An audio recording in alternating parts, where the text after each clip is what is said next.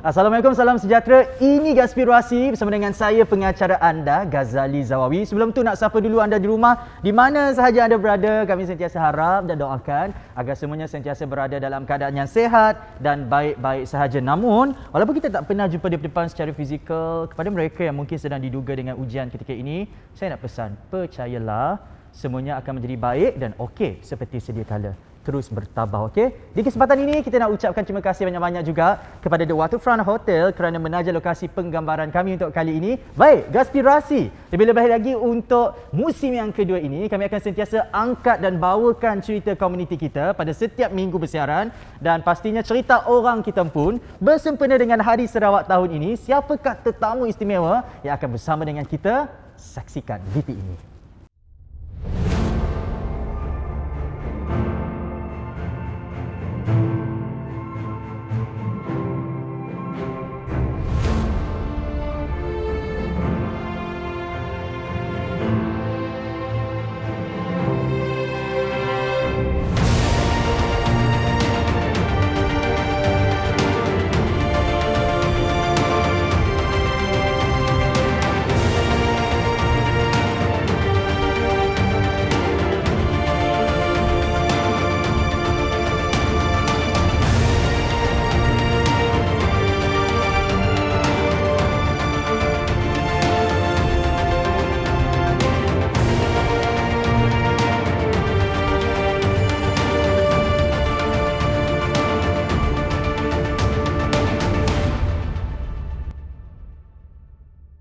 Gaspirasi kali ini sangat bertuah kerana bersempena dengan Hari Sarawak. Kita bersama dengan Ketua Menteri Sarawak Yang Amat Berhormat Ketua Menteri Datuk Patinggi Abang Zohari Tun Abang Haji Openg. Selamat datang. Terima kasih sudi bertandang ke Gaspirasi, Datuk Patinggi. Terima kasih. Sihat kita? Alhamdulillah. Okey, jom kita mulakan dengan kisah kejayaan negeri kita pada tarikh tanggal 22 Julai 1963 dan betapa komitednya kita semua ke arah mencapai status negeri maju menjelang tahun 2030. Kerana kalau kita imbau kembali pada 15 September 1963, pada masa itu bayangkan Gubernur terakhir Sarawak iaitu Sir Alexander Waddell meninggalkan astana dan menaiki sampan berwarna putih untuk menyeberangi Sungai Sarawak, kemudian menyerahkan pentadbiran Kerajaan Sarawak. Namun itu sedikit sahaja generasi muda pada hari ini dapat gambarkan pada hari bersejarah tersebut, Datuk Patinggi, sebagai salah seorang individu yang berkesempatan untuk menyaksikan hari bersejarah tersebut. Boleh Datuk Patinggi gambarkan apakah orang kata reaksi ataupun wajah kesyukuran serta gambaran kemeriahan pada waktu tersebut, yang mana pada masa itu bendera Union Jack diturunkan dan bendera Sarawak akhirnya dinaikkan, Datuk Patinggi? Ya, kalau kita imbau kembali sejarah kita, 22 hari bulan Julai adalah hari yang bersejarah di mana kerajaan British koloni menyerahkan kuasanya kepada anak Sarawak. Dan pada tarikh itulah mendiang Tan Sri Dato' Amar Stephen Kalomingkan dilantik menjadi ketua kerajaan, iaitu ketua menteri.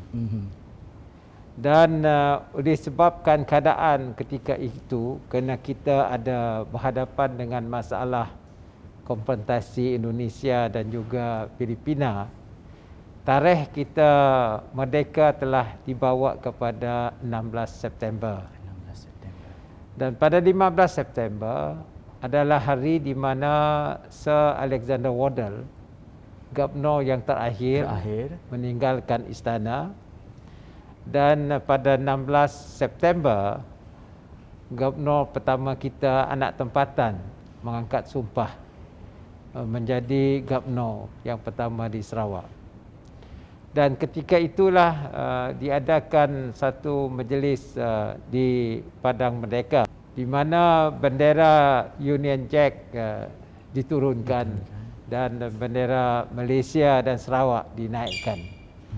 Maka dari detik itulah bermulanya Sarawak sebagai sebuah wilayah yang merdeka dan berdaulat, di mana pemerintahannya ditadbir oleh anak Sarawak sendiri, dan memang menjadi sambutan begitu meriah sekali pada hari itu.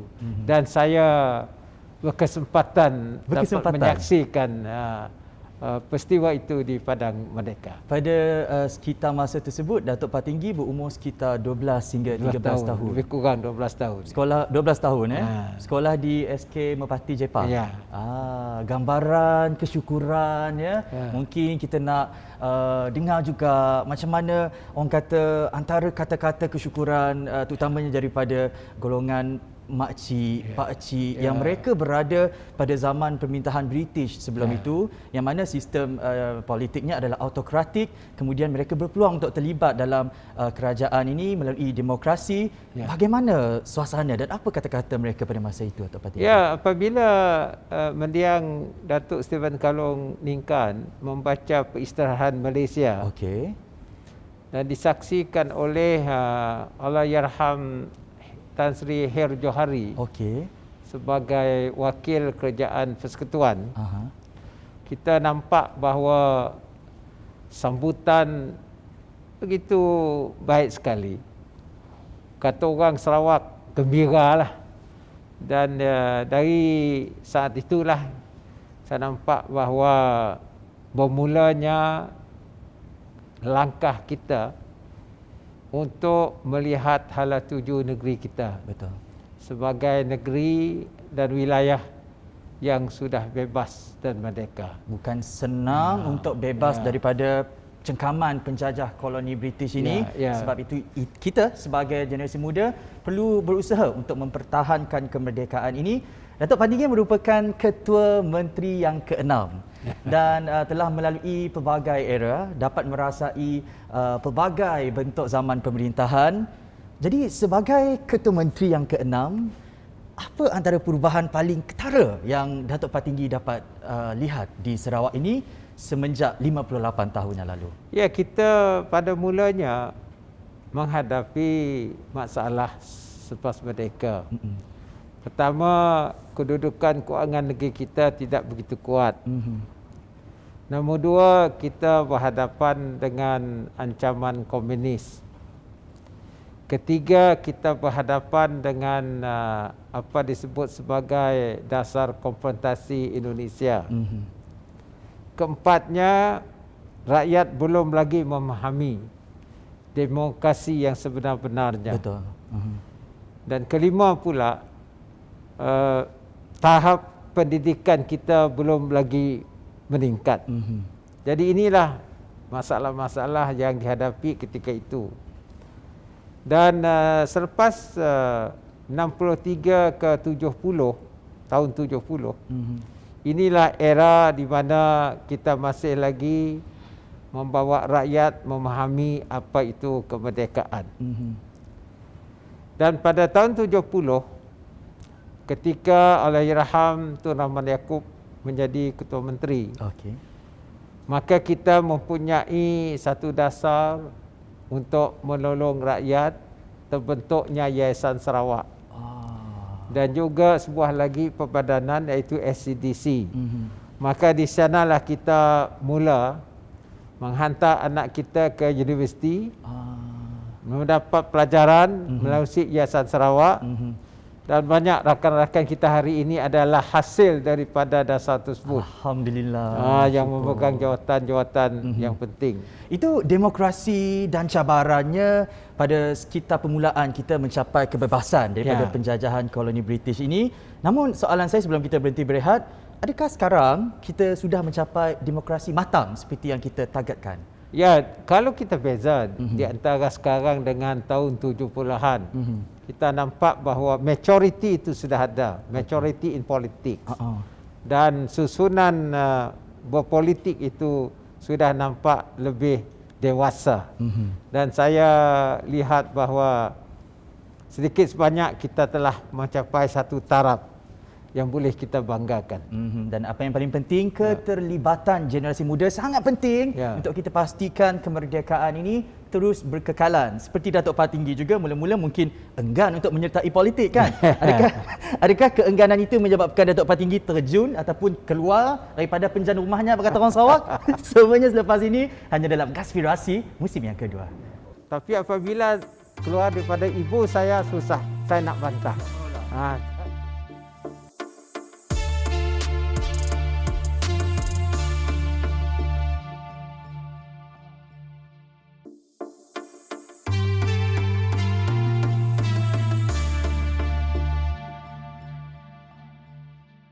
Kembali lagi dalam Gaspirasi. Kalau sebelum ini, sebelum situasi pandemik COVID-19 melanda, seperti contoh kalau di Bintulu sebelum ini menjadi tuan rumah kepada sambutan Hari Sarawak, saya perasan sebab pemimpin kita memakai pakaian berwarna putih. Kenapa agaknya? Dan kita tanya sendiri kepada Datuk Patinggi, apa simboliknya pakaian putih yang dipakai oleh pemimpin kita sempena Hari Sarawak ini? Ya, apabila kita merayakan Hari Sarawak 22 Julai, ketika di bawah pimpinan Allahyarham Tok Nan kita, Datuk Petinggi Dadan Satem, beliau telah memilih warna putih untuk digunakan oleh para pemimpin kita.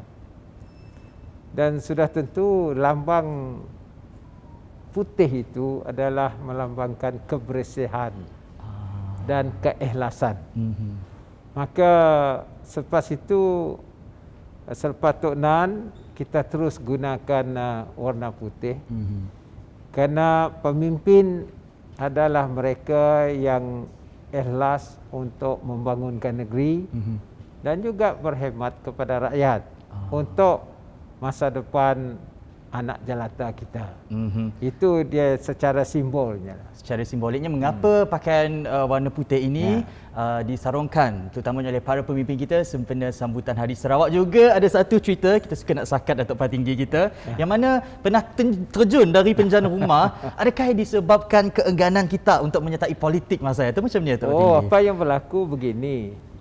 Saya dulu umur 28 tahun. Okey, 28 tahun. 28 tahun. Saya membantu parti PBB.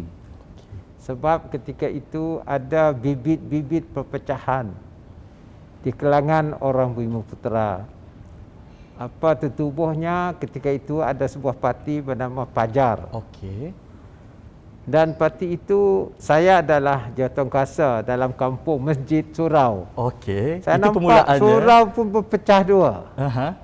Selepas itu saya pun membantu untuk menyatu balik masyarakat kita. Dan ketika itulah saya membantu wakil rakyat ketika itu, iaitu Datuk Abang Abu Bakar. Dan saya menjadi membantu berkempen lah. Akhirnya apabila pertukaran pucuk pimpinan di antara Tun Rahman dan Tun Taib, Tun Taib datang, Tun Rahman menyerah diri, Hitaya, maka ada pertukaran tempat di mana Datuk Abang Abu Bakar dipinta untuk pergi ke Kuala Lumpur menjadi timbalan menteri dan juga ahli Parlimen Paluh. Maka Tun Rahman telah memanggil saya. Katanya, nak, aku mau kau ganti Datuk Abang Abu. Saya ketika itu dah berumur 30 dah. 30. Macam ni respon kita masa ya? Saya menolak. Sebab niat saya ialah nak memasuki sektor korporat. Kerana saya waktu itu sudah menjadi eksekutif dalam Malaysian Airline System. Betul. Ya. Dan apabila Tun Rahman bertanya dengan saya kata, tolong cari orang lain. Ini. Lepas saya balik pada rumah Tun Rahman, Pak Mentua saya tanya saya, apa kerja sia tek? Saya madah, Tun panggil saya minta saya jadi calon. Saya belum jawab, saya minta tolong satu malam. Jadi Bapak Mentua saya pernah menjadi seorang ahli politik juga. Dia kata dia suruh pun tidak, dia larang pun tidak. Akhirnya hari selepas itu, ibu saya telefon saya jam 10. Ibu saya panggil saya. Saya pergi jumpa ibu saya. Ibu saya kata, Tok Rahman telefon dengan dia, suruh pujuk saya. Ya, itu ya.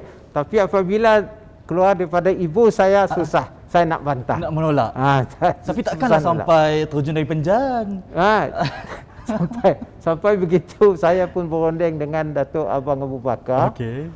Datuk Abang Abu Bakar kata, kita dah bersetuju. You sajalah wakil rakyat. Baik, selepas lebih kurang 40 tahun menghadapi pahit manis dalam dunia politik ini, mungkin eksklusif daripada Datuk Patinggi sendiri, kita nak dengar lah mungkin seluruh rakyat Sarawak secara khususnya nak dengar apa makna Sarawak di hati Datuk Patinggi. Dan kita ni sebenarnya berkhidmat untuk rakyat kita dan juga masa depan kita. Sebenarnya Sarawak ni, negeri kita adalah satu negeri yang itu aman. Mempunyai rakyat yang berbilang kaum, berbilang agama, mempunyai juga sumber-sumber alam yang ada, dan menambah nilai kepada sumber, termasuklah sosial budaya yang terdapat di negeri Sarawak ini. Sebab itu saya rasa bahawa kalau kita mempunyai pimpinan yang inklusif dan pimpinan yang berpandang jauh, saya selalu mengatakan bahawa kalau kita lihat sebuah negara yang tidak besar tapi kecil, tetapi mempunyai ilmu yang begitu tinggi, iaitu Estonia. Estonia sekarang ini sebuah negara yang terkemuka dari sudut ekonomi dan juga dari sudut teknologi. Dan Sarawak lebih kurang sama. Kalau kita mempunyai anak Sarawak kita yang mempunyai forward looking dan mempunyai harapan untuk meningkatkan negeri kita, insya-Allah kita akan berjaya. Sebab itu saya bawa kepada satu gagasan membawa Sarawak sebagai maju pada tahun 2030. Maju pada tahun 2030 dan saya kira perjalanannya tak semudah macam itu sahaja. Pelbagai perspektif ataupun perception yang perlu kita uruskan. But it come back to us how we manage the perception dengan cabaran geopolitik dan sebagainya. Selepas ini kita nak tanya Datuk Patinggi, jangan ke mana-mana. Konspirasi musim yang kedua. Di mana research itu boleh dibuat oleh anak tempatan, pakar-pakarnya.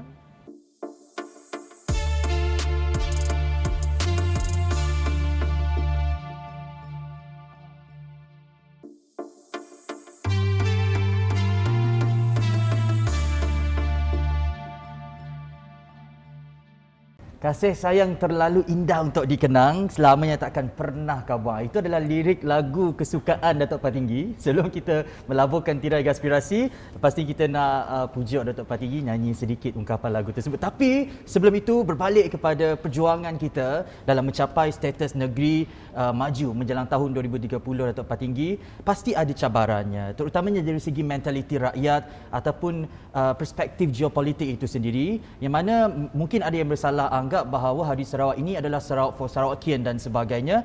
Tapi yang paling penting adalah bagaimana kita menguruskan persepsi itu, dan bagi kepimpinan di bawah Datuk Patinggi pula, macam mana Datuk Patinggi menguruskan persepsi sedemikian? Ya, saya sebenarnya kita telah berbincang dahulu bersama dengan arwah Tok Nan di antara pemimpin tekanan.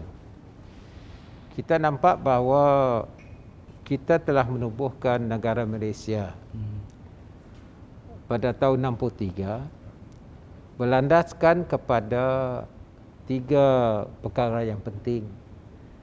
Satunya ialah IGC report kita, Intergovernmental Report. Nombor 2 ialah Malaysian Agreement. Nombor 3-nya kedudukan kita di dalam sebuah negara persekutuan yang dinamakan Malaysia. Apa yang kita lihat bahawa ada juga kuasa-kuasa yang sepatutnya dipegang oleh negeri kita yang termaktub di dalam perjanjian Malaysia terhakis. Sebab itu kita kata kita mesti balik kepada pangkal jalan. Apa yang telah dipersetujui kita ketika kita menubuhkan Malaysia. Ini yang sebenarnya apa yang berlaku.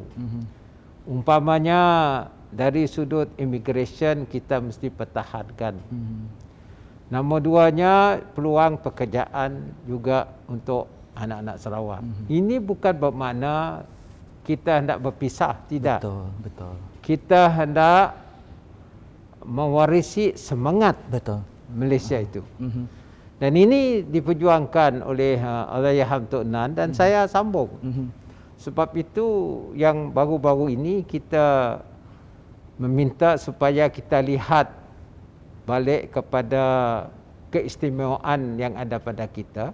Pembabitan Sarawak dalam industri minyak dan gas. Maka itu telah kita selesaikan. Dan alhamdulillah kita sekarang ini terbabit bersama dengan kerajaan pusat dalam industri minyak dan gas. Dan baru-baru ini kita ada kuasa atas industri ini onshore. Dan kita baru saja berikan sebuah syarikat. Ini satu daripadanya. Jadi apa yang berlaku sekarang ialah kita ada sumber begini. Betul. Kita kerjasama dalam semangat persekutuan. Dan di samping itu kita mengangkatkan negeri kita dengan keistimewaan yang ada dalam perlembagaan dan juga penjajahan Malaysia. Mungkin kisah mengenai rampasan sumber yang ada di negeri kita oleh penjajah luar sudah berlalu zaman itu. Sekarang sedangkan lidah lagi tergigit, saya kira adik-beradik di dalam satu Malaysia itu sendiri yang mungkin orang kata ini satu tekanan baru yang mungkin diterima oleh Datuk Patinggi. Namun bagaimana Datuk Patinggi sentiasa berusaha untuk mencari kesepakatan agar ianya sentiasa terlaksana dengan baik dan hak rakyat Sarawak tetap dijaga? Ya, sebab itulah dalam keadaan geopolitik kita ni, kita bukan hanya melihat daripada sudut negara kita. Betul. Kita melihat dari sudut kerjasama rantau. Serantau ni, di mana letaknya kita. Nombor duanya, kita juga hendak menguatkan negara Malaysia. Saya pernah berkata bahawa kalau Sarawak happy, Malaysia happy. Kalau anak seorang tak happy, Malaysia pun tak happy. Jadi apa yang kita hendakkan ialah ada kerangkuman dan juga semangat setia kawan di dalam negara kita. Dan bagi kita, keistimewaan ada, kita optimize lah keistimewaan ini. Dan anak kita boleh menjadi global player. Betul. Tapi kalau kita inward looking pun susah juga. Betul. But what you do, you strengthen yourself, but then you work globally. Your mind is global. We have to go globally. We go beyond dan bercakap mengenai sejauh mana kita boleh pergi menurut laporan daripada World Economic Forum WEF yang bertajuk Future of Report 2020. Nanti dengan kecanggihan teknologi dan sebagainya akan mewujudkan banyak pekerjaan baru ataupun new occupations. Jadi Datuk Patinggi, dari segi human capitalnya, adakah Sarawak bersedia untuk situasi tersebut, Datuk Patinggi? Sebab kita mesti ada lonjakan pendekatan yang baru, pendidikan kita yang baru, yang menekan kepada penggunaan teknologi. Sebab itu saya lancarkan apabila jadi Ketua Menteri, ekonomi digital. Dan ekonomi digital ini apa disebut sebagai you cross border. Dan apabila ini berlaku, bermakna dia tidak ada lagi satu hambatan dalam kita hendak move forward. Betul. Tak ada. Umpamanya sekarang ini kita nak menubuhkan apa sebut sebagai Research Center for Infectious Disease. Sekarang kita COVID-19.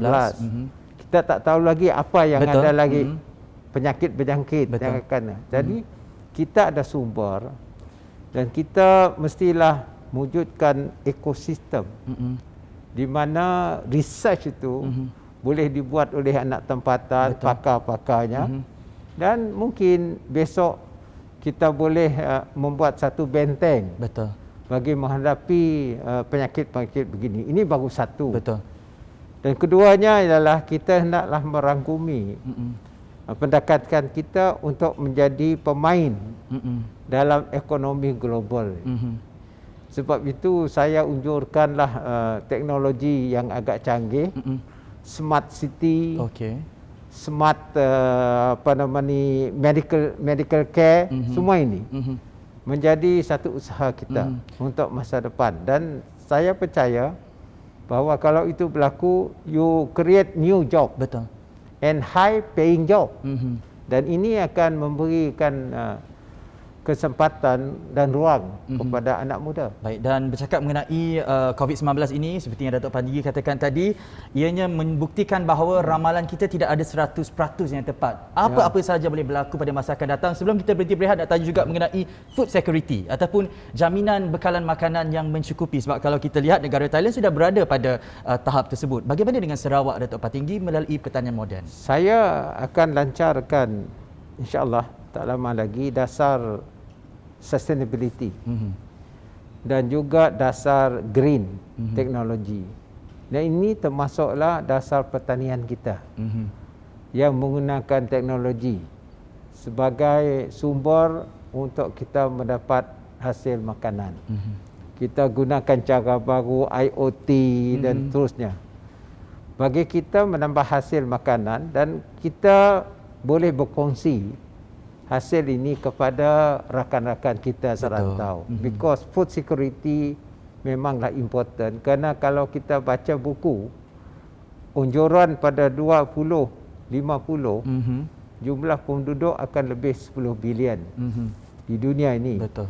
Dan 2030 juga lebih kurang 60% penduduk dunia adalah di kawasan Asia.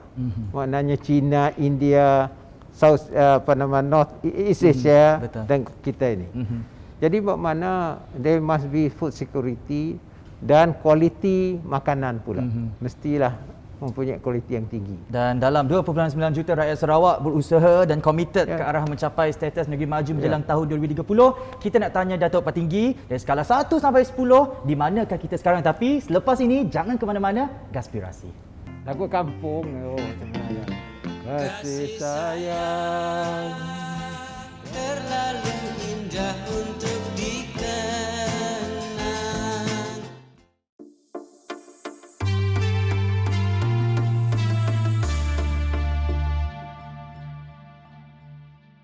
Penonton Gaspirasi, Sarawak punyai lebih daripada 27 etnik, namun itu tidak pernah membezakan kita tahu.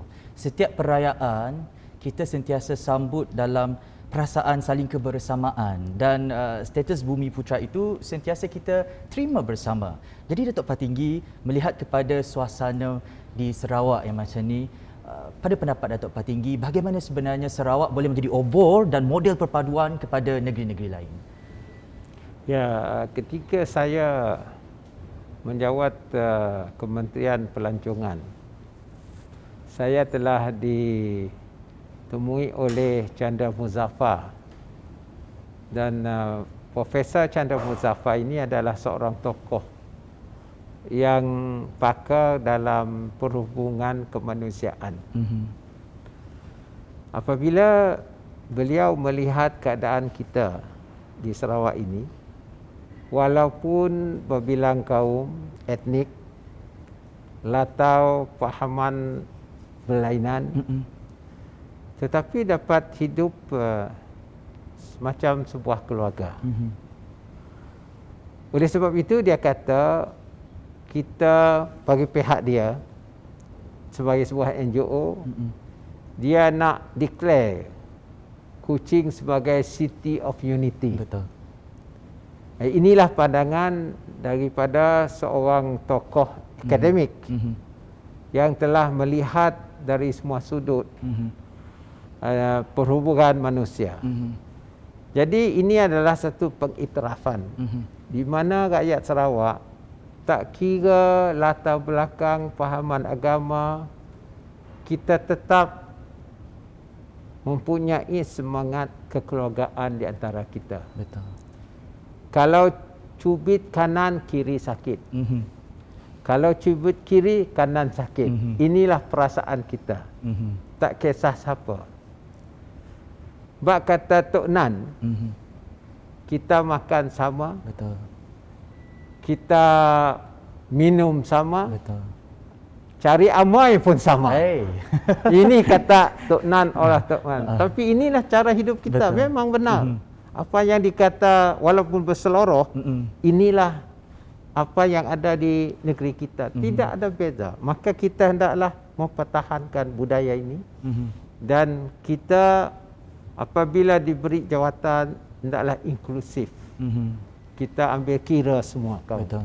Dan ini satu permata betul. bagi hemat saya yang ada di Sarawak ini. Yang ada di Sarawak yang mungkin sukar untuk kita jumpa di tempat lain, sebab itu perlu untuk kita hargai. Kita kenang juga pemergian arwah Tok Nan sekitar Januari 2017, yang mana Datuk Patinggi pernah juga memberitahu kita bahawa perjuangannya tetap sama, namun melihat kepada potensi terhadap sumber yang boleh ditambah nilai, dasar haluan ekonomi kita sedikit diubah oleh Datuk Patinggi. Perinciannya Datuk Patinggi. Memang daripada asasnya kita sama. Kerana saya tu pun berjuang dengan Tok Nan bersama. Betul.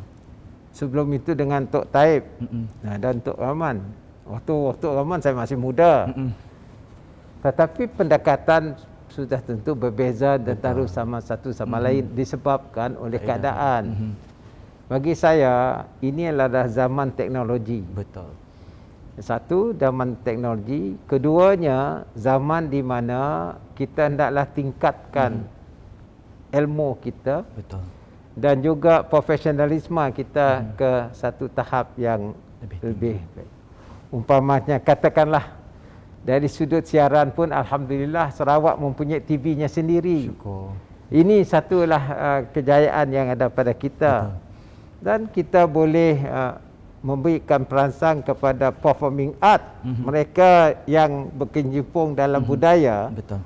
Ini adalah satu usaha kita ke arah kemajuan dan kita boleh berkongsi bersama dengan masyarakat yang lain. Dan di sinilah saya nampak bahawa sebenarnya Sarawak ini kita mempunyai sumber, hanya kadang-kadang kreativiti itu belum ada. So we have to be creative. Maka itulah dasar saya ada lain sikit disebabkan oleh era berbeza. Betul.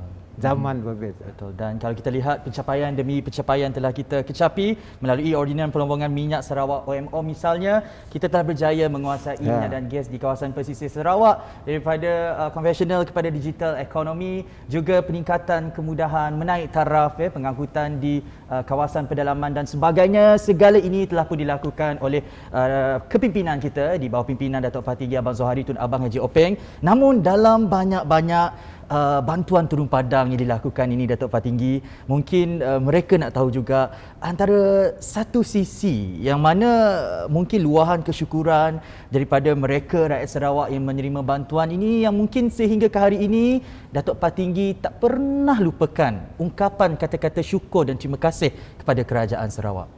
Ya, umpamanya apabila kita menghadapi cabaran hari ini yang agak mencabar, COVID-19,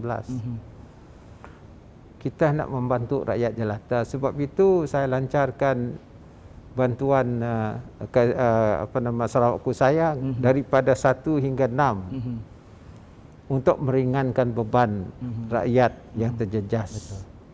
Nombor 2-nya kita bersyukur kerana alhamdulillah saya mendapat sumber pendapatan yang agak meningkat untuk negeri kita. Dan sebab itu orang kata kita hendaklah berpada-pada. Waktu susah mungkin kita berkendakkan satu bantuan. Betul. Dan nombor 2, jangan terlalu boros. Dan kita alhamdulillah mempunyai kerjaan yang bertanggungjawab. Betul.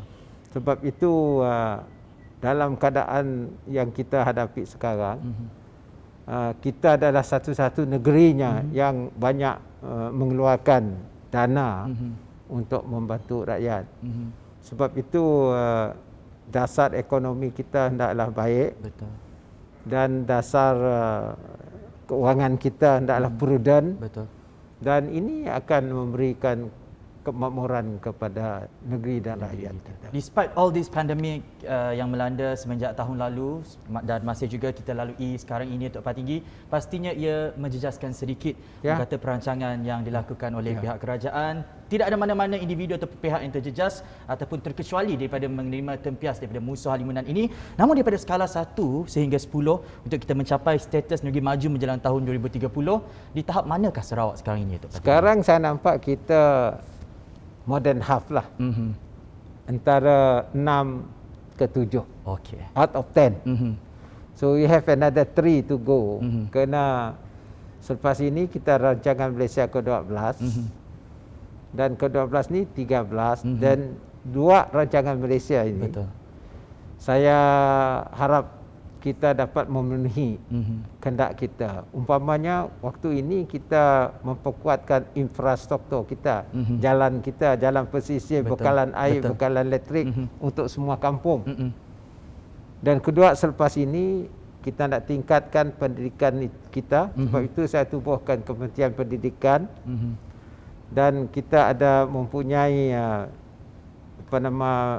institusi pengajian tinggi kita sendiri selain pada Unimas, ITM dan kita tingkatkan universiti kita di Sibu dan juga ICAT kita akan dinaik ke menjadi University College dan kita ambil juga jurusan-jurusan yang akan memberikan pekerjaan kepada orang muda untuk masa depan. Kerana keadaan masa depan ni lain dan disiplin pun, kursus kita pun berlainan. Betul. Tidak macam dulu. Kalau dulu ambil mata pelajaran economics, dia sekarang ini berbeza dengan economics hari ini. Jadi inilah yang harus kita ini adaptasi yang perlu segera kita sesuaikan diri dengan keadaan ini. Akhir sekali bersempena dengan Hari Sarawak tahun ini, ucapan Hari Sarawak daripada Datuk Patinggi Abang Zohari. Ya, saya pertama hendak mengucapkan tahniah kepada seluruh rakyat Sarawak yang akan merayakan Hari Sarawak 22 Julai ini. Marilah kita merapatkan barisan kita, bertekad untuk bekerjasama dan mengangkatkan martabat negeri kita sebagai negeri yang maju pada 2030. InsyaAllah. Amin. Sama-sama kita doakan. Sebelum kita melabuhkan tirai, hutang mesti ditagih kata orang. Lagu sikit, kasih sayang sikit aja daripada Datuk Patinggi. Eksklusif di Konspirasi. Silakan lagu Datuk. Lagu kampung. Kasih sayang selalu ingat untuk dikenang selamanya, takkan pernah kau buang. Penjajahan British telah berakhir. Mereka yang berjuang sebelum ini, pemimpin kita dahulu, pemimpin kita hari ini, jangan pernah sia-siakan. Tanya diri sendiri, apa yang perlu kita lakukan untuk kekalkan kemerdekaan ini. Selamat Hari Sarawak semuanya. Sampai kita berjumpa lagi. Terima kasih Datuk Patinggi. Terima kasih. Terima kasih banyak. Dan kepada anda, teruskan kesetiaan anda bersama kami hanya di TVS saluran 122 Astro dan My TV. Sampai kita ketemu lagi. Kami Ghazali Zawawi. Assalamualaikum. Mumpok dulu.